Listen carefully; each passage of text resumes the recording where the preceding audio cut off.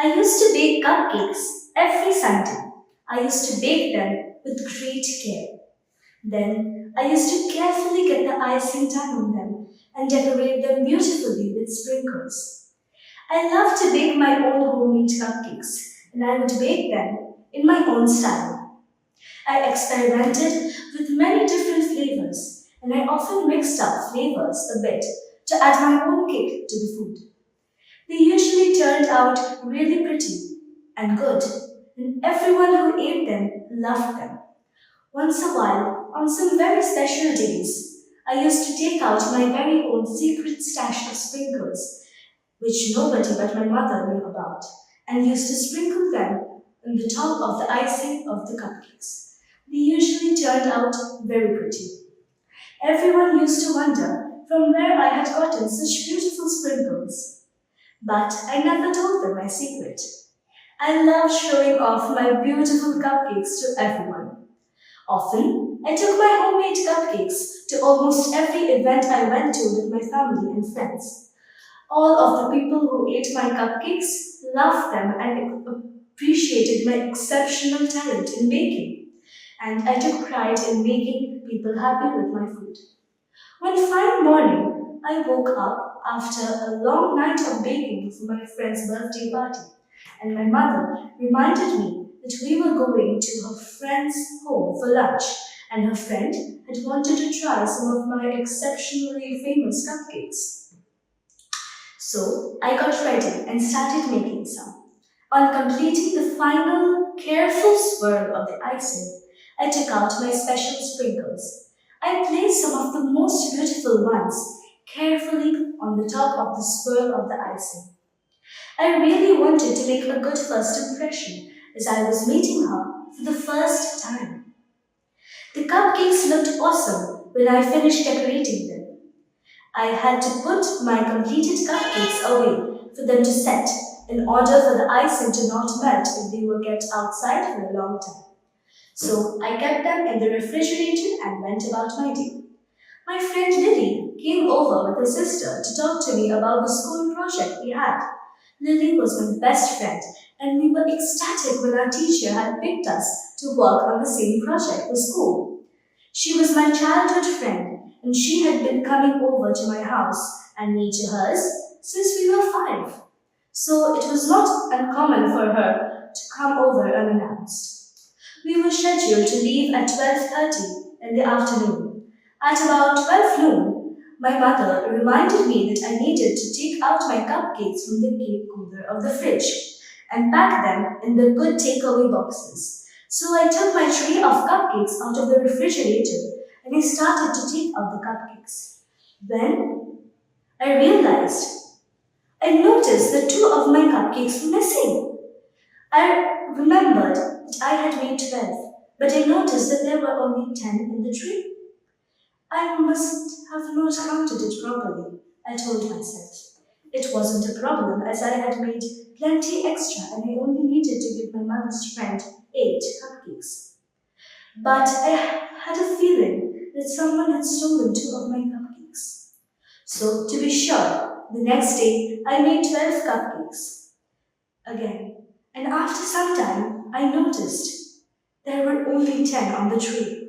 The whole situation, right then and there, started getting interesting.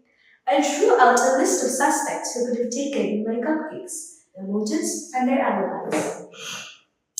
The first and prime suspect was my brother.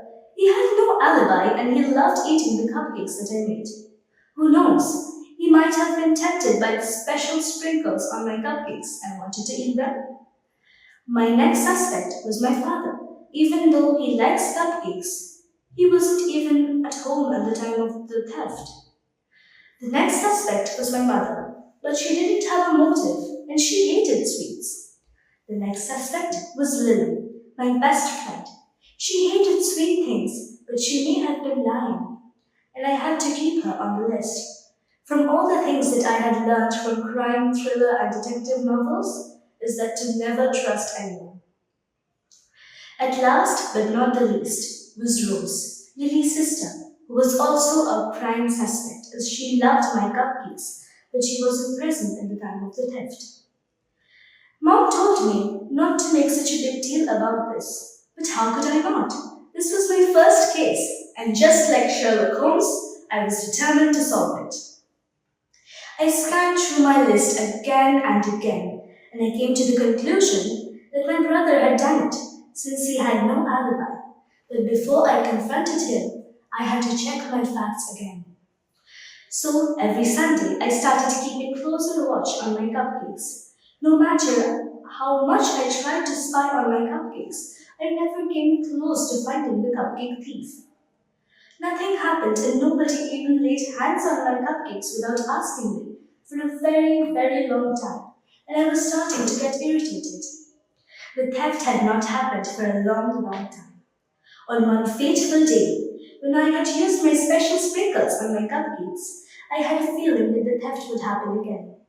This time, I kept a much closer look than the other times. But I was starting to lose hope, and I had started believing in the fact that I would never find my thief.